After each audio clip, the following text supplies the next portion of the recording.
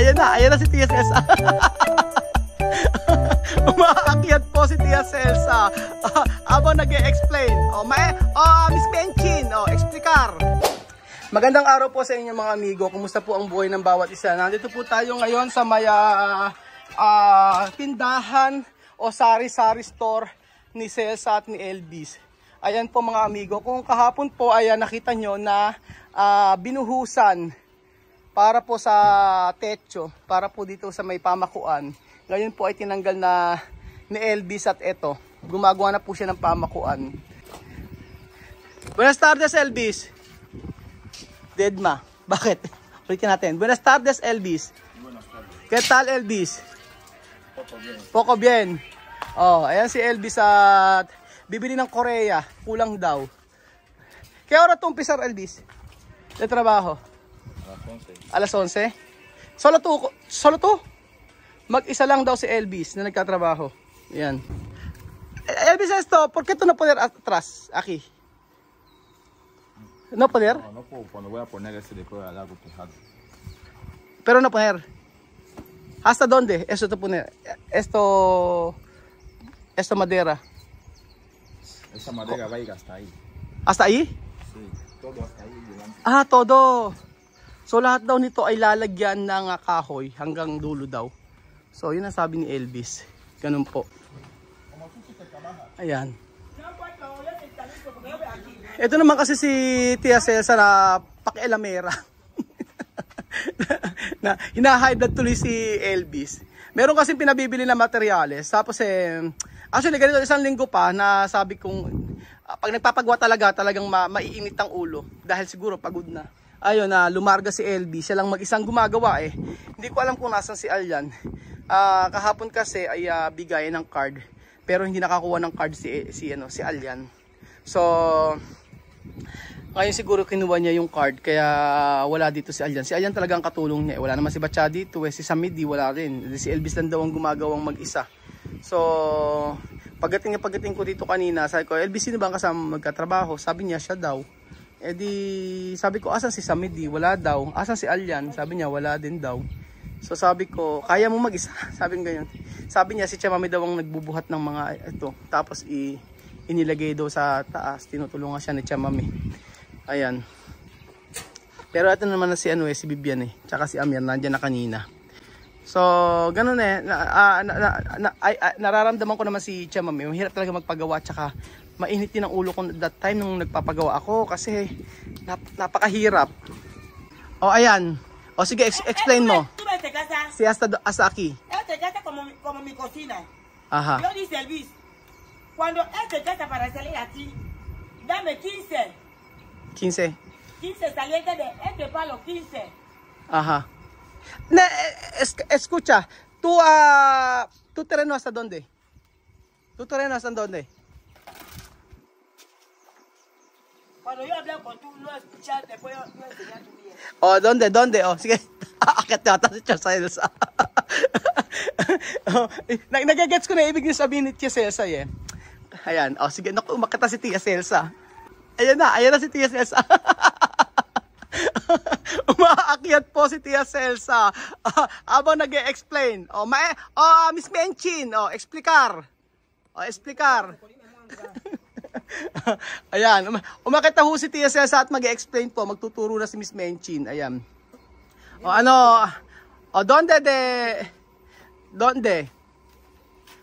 Cuando yo hablo con Elvis piensa que es saber. Ajá. Mira yo, Ajá.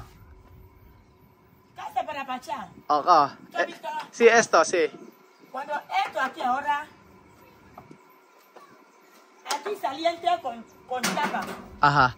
no saliente con correa. Pero Elvis quiere poner hasta aquí. Y yo dice Elvis, pon esto aquí, Ajá. 15. 15. Cuando tú pones 15 aquí, Ajá. con 10 Ajá. de chapa, hace 25 aquí. Ajá. Porque si tú pones aquí, saliente de chapa, aquí, Ajá. cuando el camión grande pasa aquí, va a sacar todo esto. Ajá. Él vino a escuchar ayer hablar. Ajá. Como ahora. Sí. Él dice, Chamame, de costumbre de Elvis como yo. andar discutiendo. O igual. Sí, yo entiende. Yo no quiero así. Así yo entiende. Yo explicar, ha? Sabi ni Tia Cesa kasi, pero chamame, yo preguntar. ¿Dónde tu terreno? ¿Hasta dónde? ¿Tu terreno hasta dónde? Mi terreno aquí para aquí, carretera terminal. ¿Dónde tu terreno aquí? Mi terreno aquí para yo, medio. ¿Hasta aquí? Sí. ¿Eso es tu terreno? Sí. No, aquí. Aquí, medio. Ahí medio para coche subir. No, pero de terreno, tu terreno hasta dónde? 60, dentro. No, escucha, aquí hasta dónde? Mi terreno. Sí, hasta dónde? ¿Aquí? ¿Adelante más? No, aquí. ¿Solo aquí? Sí. Aquí no hay. No. Aquí no hay. No para, No, para ti. aquí. Pero Escucha, tu terreno solo hasta aquí. Sí. Esto final. sí, final para yo. No, esto para quién? Aquí 30. 30 para quién? Para carretera, para coches, todo subir. Pero no para ti. Para mí también 30. ¿Para ti? Para mí 30. Ojo. Ahí también 30. Ajá. 2 partes. Eso. ¿Tu terreno hasta aquí o hasta aquí? Hasta aquí.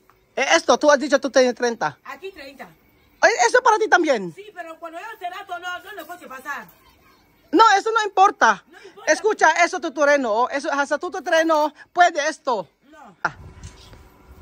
Sabi ni Tia Cesa, ang sasakyan, ang bahay doon nila, ang lupa doon nila Tia Cesa hanggang dito. Hanggang dito, pero meron daw ditong 30 na kung saan ay daanan, para daanan doon ng mga kotse, sabi ni Tia Celsa. So sabi ko kay Tia Celsa, ang gusto kasi ni Tia Celsa, gayahin yung kagaya kay Batya, ganito lang. Para daw may daanan yung mga sasakyan dito. So may point si Tia Celsa. Ngunit si Elvis ang sabi, iyasog natin ng kaunti dito kasi lupa naman daw ito nila Elvis. So magkasalungat sila, kaya sila nagtatalo. Ayun, pinapatanggal ni Tia Mamey ito. Cuando ella habla, ella enfada, no puede ser así, no así. Nagagalit daw kasi si Elvis. Kasi nga daw, pinagpipilitan ni Elvis yung gusto niya. Ang gusto ni Elvis, iangat ito. Iangat itong iangat yung yero dito, tsaka yung pamakuan. Ang point naman ni Tia Celsa, mga amigo, ay ito ay karitera, o ito ay daanan. Tapos, ito raw po ay kila Tia Mamey. Kila Tia Mamey po ito hanggang dito. Ngunit, yung daanan po na yun, mga amigo, ay hindi raw po kila Tia Mamey. Yan. So, hindi raw kila Tia Celsa yung gawin na yun, pero nagkaroon ng daan. Kumbaga, parang sinasabi ni Tia Celsa, kung yung ibang mga kapitbahay ay nagbigay ng way, para nagbigay ng lupa para sa daanan, so siya din dapat ganon. So kaya pala yung bahay ni Tia Celsa dito ay pantay-pantay na ganon. Gustong iangat ni Elvis itong tindahan niya, yung pinaka-yero. So ayan, bumili na po si Elvis ng Korea. At kahapon pa to order. Ang problema, hindi naman dinideliver. So, ito ay gagamitin daw. Dito raw, lalagyan din niya ng yero hanggang sa dulo. Ganun po mga amigo. So, pabago-bago naman eh. Minsan, tingnan natin kung tatanggalin ito ni Elvis. Magmamatigasan silang dalawa ni Tia Celsa. Yan. Mainit ang ulo ni Elvis. Siyempre, ikaw ba naman mag-isa gumagawa? Tapos si Tia Celsa, sasabayan pa. Kumbaga, ganito yan. Si Tia Celsa ang engineer. Si Elvis ang mason. Kaso, walang magagawa si Elvis kasi si Tia Celsa ang engineer. So, bahala kayo dyan. Basta ang maganda matapos ninyo yan. Kasi kailangan ng matapos dahil si Elvis maraming trabaho. Sa gabi po ay nagbebenta pa yan si Elvis. So, umaga hanggang hapon. Grabe, napakasipag nga eh. Sipin nyo, umaga hanggang hapon nagtatrabaho si Elvis. Tapos sa gabi magbebenta sa may kalsada. Gaano kasipag itong si Elvis. Kaya alam nyo po, kahit hindi humiling yan si Elvis, ay dapat talagang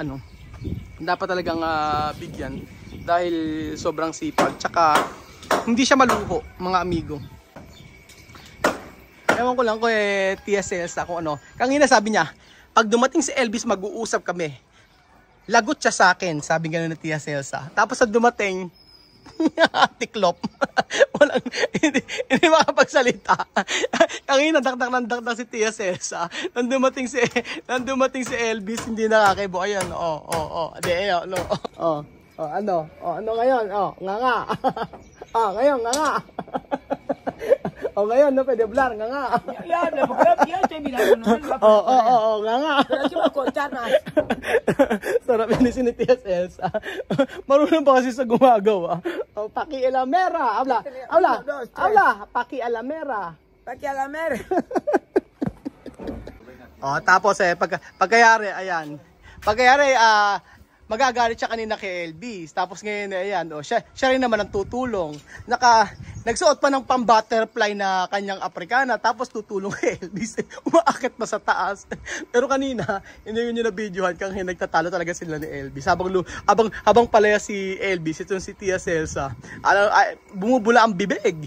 Oo, inis na inis siya. High blood ang lola mo. high blood ang lola ninyo. Grabe ka ako tong si Tia Celsa. Pero tingnan niyo po mga amigo, ang ganda po no. Pag natapos ito, sipin iano niyo na po, i-visualize niyo po mga amigo. Tingnan niyo po na ito ay tindahan. Tapos may nakalagay ditong sari-sari store. Matinga sari-sari store halimbawa ganyan. Tapos meron pong mga upuan dito at saka lamesa. Ayan, sabihin mo isa dito, isa, dalawa, tatlo, apat. Ayan, o 5, 6. Ganyan po. Tapos po, lalagyan natin ng mga halaman dito halimbawa, di ba? Tapos po, meron pong meron pong nagbebenta dito halimbawa ng ihaw-ihaw sa may part na to. Ayan. May nagbebenta ng ihaw-ihaw dito. Tapos po, sa umaga, makikita nyo po meron dito nga nagbebenta halimbawa ng mga pepe soup o sinigang. So ang gandang makita. O pwede kung lalagyan nito ng bubong, pwede rin dito ilagay yung Matinga sari-sari store. Tapos nang bumalik si Elvis tahimik naman siya. So, ayan. Sinusukat naman ni Elvis Ang ganda nga ng pagkakagawa Medyo pumaling lang dito Pero sabi ko nga, mahahabol ito ng platada. Ayan paling So, ayan. Excited na po ako mga amigo na matapos itong tindahan. Pinoy Sari-Sari Store. Pinoy Sari-Sari Store sa Africa. Bilis, di ba? Bilis matapos. Pero sobrang saya. Dahil ang dami nating gagawin dito sa loob na to. Ang dami nating ipabebenta sa kanya. Tapos may upuan dito. Ito na yung tambayan. Kaya si Paulino, makikita nyo na dito 24/7 mga amigo. So ayun pa mga amigo. Dito po nagtatapos ang ating video na kung saan ay si Tia Celsa pinagmamasdan mabuti ang ginagawa ni Elvis. Na kung saan ay kapag nagkamali, lagot si Elvis kapag nagkamali. Pero alam niyo pa mga amigo, ang pamilyang ito ay parang pamilya sa Pilipinas. So nagtatampuhan, nagagalit, aaway, ngunit alam niyo yon, yung 2 taon natin silang nakikita pero love na love natin yung pamilyang ito. 'Di ba? Halos lahat ng hindi raw gano'n. Narinig ko, sabi niya, di ganyan. Ang kulit. Basta yun po ang pagtatalunan nila. Gusto ni Tia Celsa, gayahin yung pinakadulo ng kay Batya dito. Ngunit ang gusto naman ni Elvis ay iuslipan ng kaunti para mahaba-haba. Ngunit hindi papayag si Tia Celsa dahil may mga sasakyan. Kapag daw may kamyon o may truck na pumunta dito, sigurado daw ay mahahagip itong yero. So, tingnan po natin mga amigo. At ayan, sumusugod na naman si Tia Celsa. Hindi, yung arroz, yung rice po mga amigo. Salamat po mga amigo at ganun talaga ang buhay sa Africa. Hindi naman parang sa Pilipinas din, hindi laging masaya. Gaya nagpapagawa, medyo mainit ang ulo. Mainit ang ulo dahil siguro ay pagod na. Kung pagod ay magpahinga. Oo, di ba? Laging Minsan ganun eh, kahit na si Tia Cesa nagagalit, tapos tatawa-tawanan mo lang. Ayan, no? Typical na nanay, na kung saan ay parang mayroong buwa ng dalaw. Salamat po mga amigo, at abangan po natin yung pagtatapos nitong bahay ng sari-sari store ni Elvis at ni Tia Cesa. Ano kaya ang pwedeng ibenta? Sardinas kaya na 555 o ligo? Ano po mga amigo? Magbenta tayo ng popcorn. Yan na po kayo mga kababayan ko. Salamat sa inyong panonood. Share na po ang ating video mga amigo. Salamat ng marami sa walang sawang pagsuporta. God bless po.